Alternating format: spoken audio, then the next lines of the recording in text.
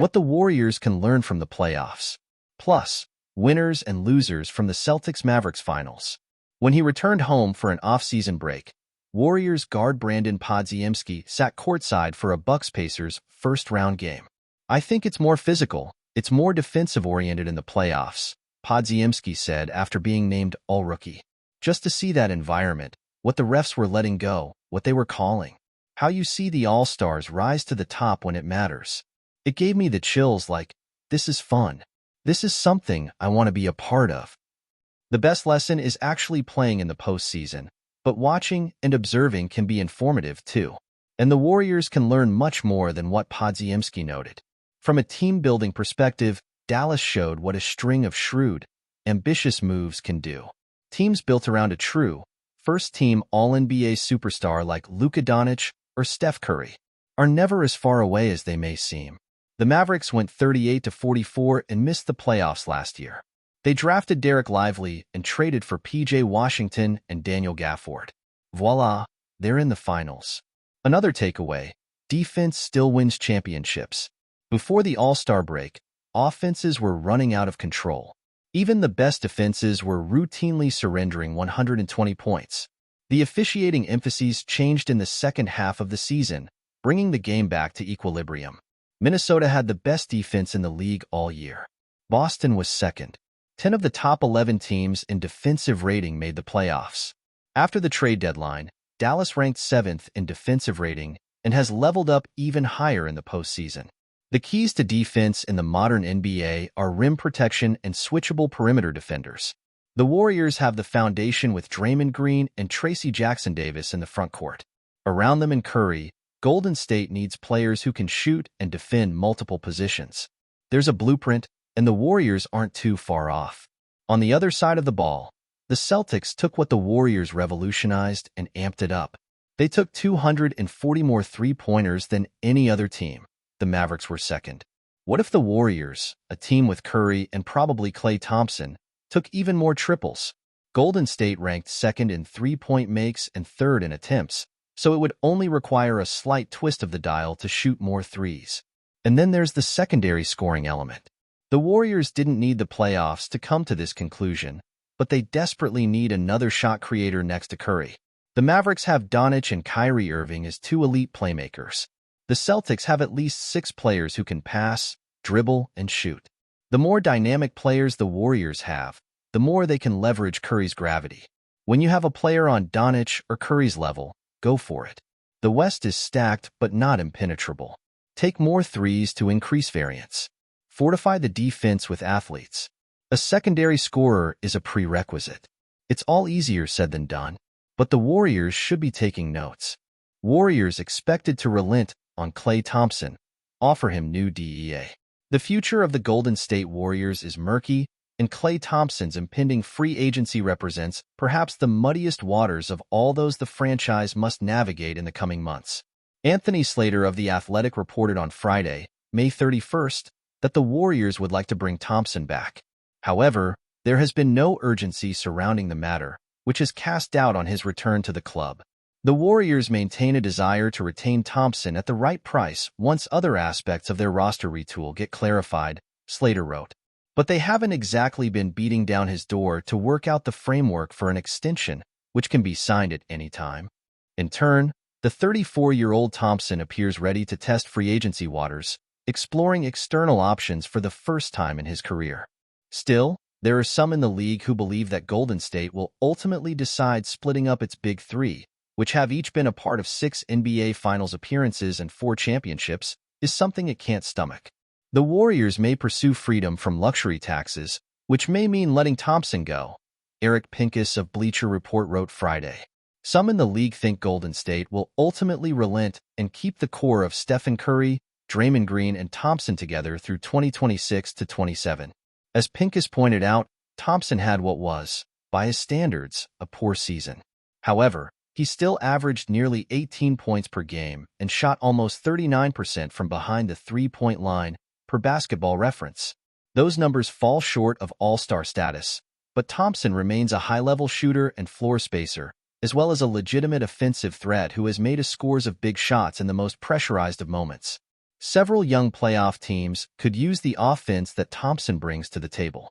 Thompson wants to win. Don't expect him to chase the largest possible offer from the Detroit Pistons or Charlotte Hornets, even if that's the correct financial or leverage move, Slater wrote. But there are plenty of cap space teams with a clearer upward path to contention than the Warriors. That includes the Oklahoma City Thunder, Philadelphia 76ers, and Orlando Magic. Thompson has stated publicly that he would like to remain in the Bay Area to finish his career, but money is going to factor into the conversation. Golden State paid Thompson $190 million over the past 5 years, signing him to that deal just weeks after he tore his ACL during the 2019 Finals against the Toronto Raptors. The Warriors did right by him then, but the time for paying Thompson for past performance is over. Still, Thompson's pull to the only team he's ever played for in the NBA, and his playing partners in Curry and Green, who will remain there for multiple years to come, should garner Thompson some significant offers on the open market. Orlando would need to pay enough to scare off the Warriors, probably something in the $20 to $25 million starting range, or even higher, Pincus wrote. If Golden State can get to $20 million per year for Thompson after its other off-season moves, then perhaps a reunion is in the cards. But if they can't or won't, then this summer might be the end of Thompson's 13-year run with the Warriors. Warriors predicted to mortgage future in blockbuster trade for $49 million star. The Golden State Warriors tried for years to thread the needle between championship aspirations in the present and relevancy in the future, but this summer could set the stage for a complete departure from that strategy. While Klay Thompson's looming free agency poses the biggest question of the offseason, the Warriors' willingness to make a deal for a needle-moving star, and what they'd be willing to give up for such a player, isn't far behind.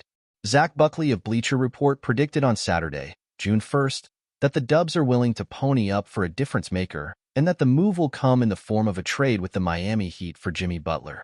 Buckley predicted a trade that sees Golden State flip Andrew Wiggins, Kevin Looney, Brandon Podziemski, and Moses Moody to Miami, along with first-rounders in 2026 and 2028, in return for the rights to the remaining 2 years on Butler's contract, which pays him $49 million next season and contains a $52.4 million player option in 2025 to 26.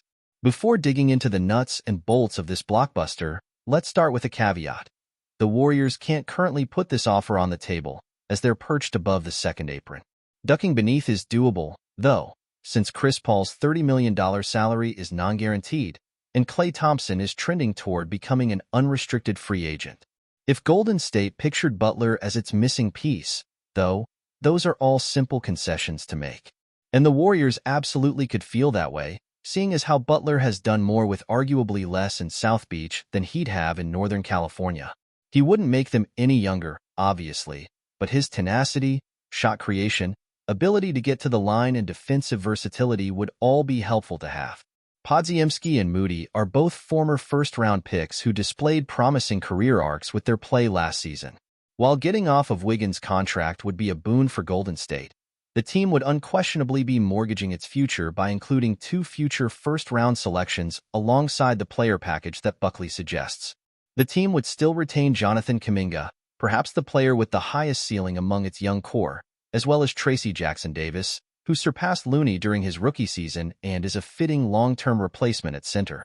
Though Dubs fans shouldn't fool themselves into thinking that Kuminga and Jackson-Davis can keep the franchise relevant once the Stephen Curry era falls into history.